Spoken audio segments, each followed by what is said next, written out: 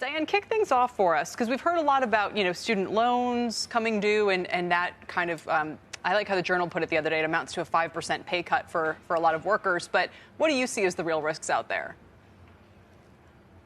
Well, there's a lot of risks, unfortunately. The good news is the resilience of the U.S. economy and the resilience of labor markets. That's by far the most positive news. On the flip side, we're seeing the headwinds start to pick up in terms of everything from those student loans coming due, which we'll start to see in October, but also a tightening in credit conditions. We've seen people now turn down much more readily for everything from car loans to credit card loans to mortgage refinancing. I'm not sure who's doing mortgage refinancing out there and why they would be doing it right now, given the rates we have. But that said, we are seeing those turn down rates pick up, and they're at the highest rejection rates on new loan applications that we've seen since 2013 when the data started. That doesn't give us a good sense of whether or not, this is really, really worrisome or just a little worrisome. But I do think it is headwinds in terms of growth going into the second half of this year. Not to use market terminology, but are you bullish or bearish, Diane, on the economy? Because it's been,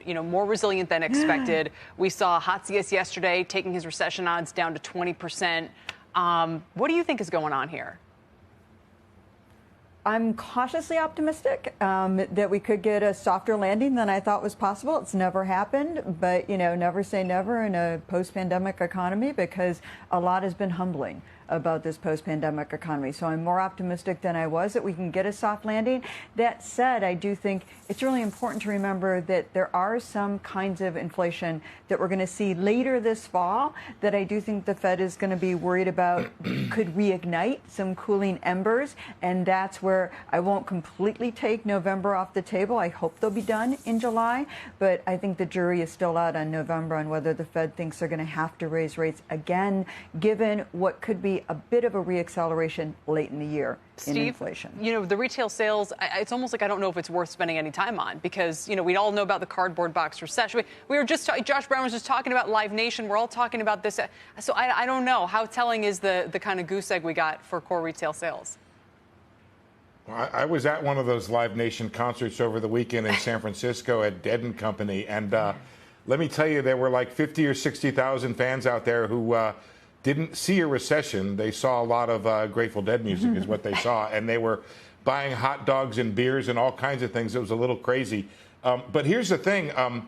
I would acknowledge Diane's headwinds, but also point out that, planes land all the time into headwinds. And it doesn't stop them from landing. Sailboats go forward into headwinds. Depends on how you jigger the mast there, so to speak. So what I would point out, and I think Diane would acknowledge this, is another aspect of what's going on is that real earnings are positive at this point, and we had one of the biggest bumps in real weekly earnings that we've had, that's inflation-adjusted earnings, we've had in a while. So against those headwinds, which I acknowledge, and they're real, and especially the one about the Social Security payoffs running off, the student loans, all of those are true, but there are offsets to those headwinds. There's an engine out there, and it has proven to be resilient, and I've been in the no recession camp for a while, just as well as I monitor, Kelly, as you know, all the time, the Economist forecast, and all they can do at this point is to push ahead their forecast for when that recession begins. And how strong growth is in the second quarter is both objective and subjective, and it's objectively weak relative to, say, trend, but it's subjectively strong relative to the recession that had been planned. So I'm seeing a forecast of 1.5% to 2.5%, but guess what? It's on the right side of the zero line. It has a whole number in front of it, and that's way better than many expected for this quarter. Diane, you're also keeping an eye on the strikes. Why is that? Well, the strikes there's a huge number of strikes. One, there's UPS strikes, a UAW potential strike. Those are just potential strikes.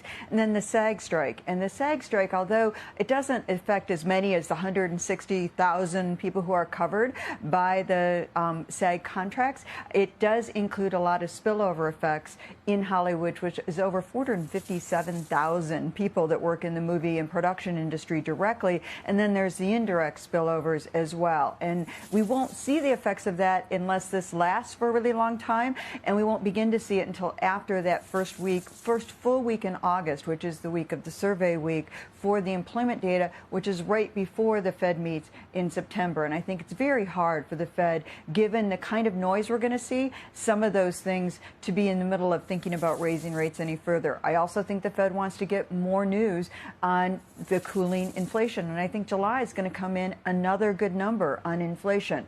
I worry about the end of the year. We're starting to see some reversal. We'll start to see some reversal in the medical care costs. That was a major driver of inflation in the 1990s and for many decades, as a matter of fact. And that picking up again could be something that the Fed, especially in the service sector outside of shelter, that would be something the Fed would be very concerned about.